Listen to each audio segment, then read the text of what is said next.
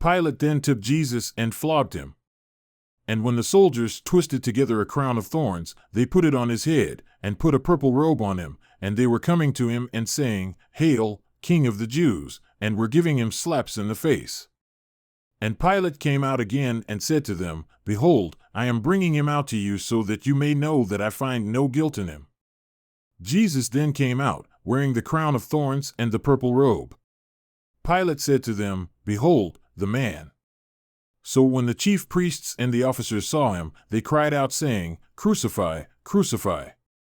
Pilate said to them, "Take him yourselves and crucify him, for I find no guilt in him." The Jews answered him, "We have a law, and by that law he ought to die, because he made himself out to be the Son of God." Therefore, when Pilate heard this statement, he became more afraid, and he entered into the praetorium again and said to Jesus, "Where are you from?" But Jesus gave him no answer. So Pilate said to him, "You do not speak to me?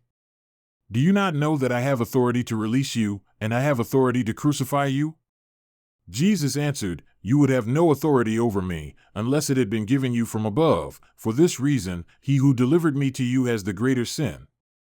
As a result of this, Pilate kept seeking to release him, but the Jews cried out, saying, "If you release this man, you are no friend of Caesar. Everyone who makes himself to be a king opposes Caesar." Therefore, when Pilate heard these words, he brought Jesus out, and sat down on the judgment seat at a place called the Stone Pavement, but in Hebrew, Gabbatha. Now it was the day of preparation for the Passover. It was about the 6th hour. And he said to the Jews, "Behold, your king." So they cried out, "Away with him! Away with him! Crucify him!" Pilate said to them, "Shall I crucify your king?" The chief priests answered, "We have no king but Caesar." So he then delivered him over to them to be crucified. They took Jesus, therefore, and he went out, bearing his own cross, to the place called the place of a skull, which is called in Hebrew, Golgotha. There they crucified him, and with him 2 other men, one on either side, and Jesus in between. And Pilate also wrote an inscription and put it on the cross. It was written, "Jesus the Nazarene, the King of the Jews." Therefore many of the Jews read this inscription, for the place where Jesus was crucified was near the city, and it was written in Hebrew, Latin, and in Greek. So the chief priests of the Jews were saying to Pilate, "Do not write, the King of the Jews, but that he said, I am King of the Jews." Pilate answered, "What I have written I have written." Then the soldiers, when they had crucified Jesus, took his garments and made 4 parts, a part to each soldier, and also his tunic. Now that tunic was seamless, woven in one piece from the top.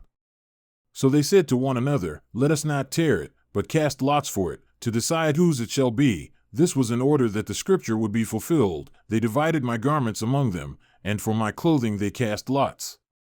Therefore the soldiers did these things. But standing by the cross of Jesus were his mother, and his mother's sister, Mary the wife of Clopas, and Mary Magdalene. When Jesus then saw his mother, and the disciple whom he loved standing nearby, he said to his mother, "Woman, behold, your son." Then he said to the disciple, "Behold, your mother." From that hour the disciple took her into his home. After this, Jesus, knowing that all things had already been finished, in order to finish the scripture, said, "I am thirsty." A jar full of sour wine was standing there, so they put a sponge full of the sour wine upon a branch of hyssop and brought it up to his mouth.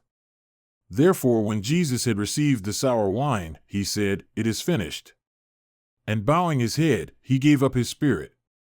Then the Jews, because it was the day of preparation, so that the bodies would not remain on the cross on the Sabbath, for that Sabbath was a high day, asked Pilate that their legs might be broken, and that they might be taken away.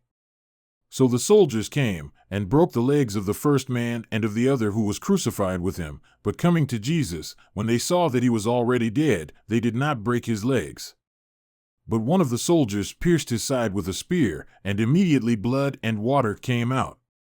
And he who has seen has borne witness, and his witness is true, and he knows that he is telling the truth, so that you also may believe. For these things came to pass in order that the scripture would be fulfilled, not a bone of him shall be broken. And again another scripture says, "They shall look on him whom they pierced." Now after these things, Joseph of Arimathea, being a disciple of Jesus, but secretly because of his fear of the Jews, asked Pilate that he might take away the body of Jesus, and Pilate granted permission. So he came and took away his body. And Nicodemus, who had first come to him by night, also came, bringing a mixture of myrrh and aloes, weighing about 100 litres. So they took the body of Jesus and bound it in linen wrappings with the spices, as is the burial custom of the Jews. Now in the place where he was crucified there was a garden, and in the garden a new tomb in which no one had yet been laid. Therefore, because of the Jewish day of preparation, since the tomb was nearby, they laid Jesus there.